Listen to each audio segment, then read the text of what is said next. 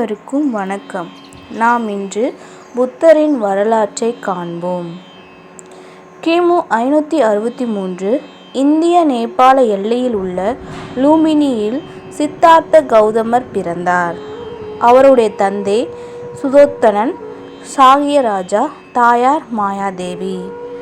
பிறந்ததும் ஒரு ஜோதிடர் கூறினார், இவர் எய்த்தியர், ஒரு சிறந்த சக்கரவர்த்தி அல்லது ஒரு மகா ஆன்மீக குருவாக மாறுவார் என்று. ராஜா தன் மகன் ஆன்மீக பாதையில் செல்லாமல் இருக்க அமைதியான உலகை உருவாக்கினார், வலியும் துன்பமும் இல்லாதவாறு. எனவே சித்தார்த்த இளவரசனாக வளர்ந்தார். செல்வச் சூழல், வேடிக்கை, இசை, நயனம், ரம்யங்கள் அனைத்தும் அவருக்கு கிடைத்தது. திருமணம் ஆனது.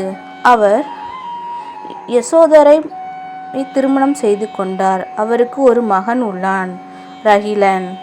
ஒரு நாள் அரண்மனையை விட்டு வெளியே வந்தார். அவர் காணும் முதல் 4 காட்சிகள் ஒரு முதியவர், ஒரு நோயாளி, ஒரு சாவடைந்தவர், ஒரு துறவி. இது அவரை வாழ்க்கையின் உண்மை நோக்கத்தை கேள்விக்குள்ளாக்க செய்தது. எனவே 29வது வயதில் இரவு நேரத்தில், மனைவியும் மகனும் தூங்கிக் கொண்டிருந்த நேரத்தில், அவனை உள்வாங்கிய வாழ்க்கையை விட்டு வெளியேறினார். தனது அஸ்திரங்களை, ஆடை, அணிகலன்களை எல்லாவற்றையும் விட்டுவிட்டு ஒரு துறவியாக ஆனார். இவர் இந்த முடிவை மகா அபினிஷக்ர மன்னன் என அழைக்கின்றனர். பல குருமார்களை சித்தார்த்தர், ஆரடா காலமா, உத்தக ராமபுத்தா போன்றவர்கள் தவம், கடுமையான உண்ணாமை, உடலை துன்புறுத்தும் தவம் செய்தார்.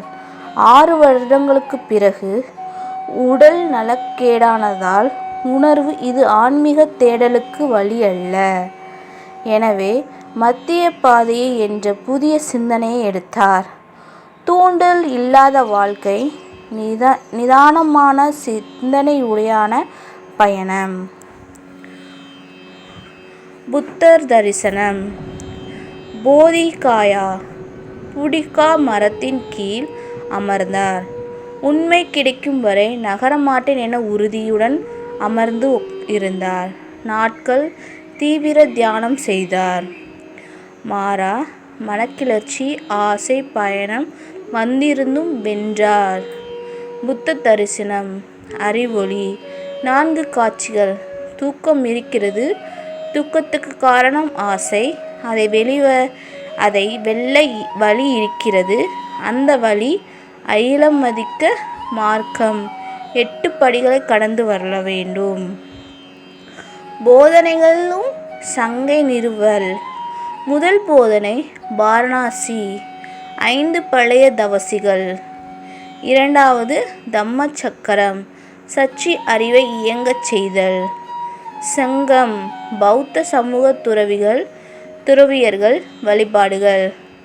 3 புத்தன், குரு, தம்மம், போதனை, சங்கம், சமூகம், தீர்ப்பில்லர். இறுதி பரிநிவாணம்.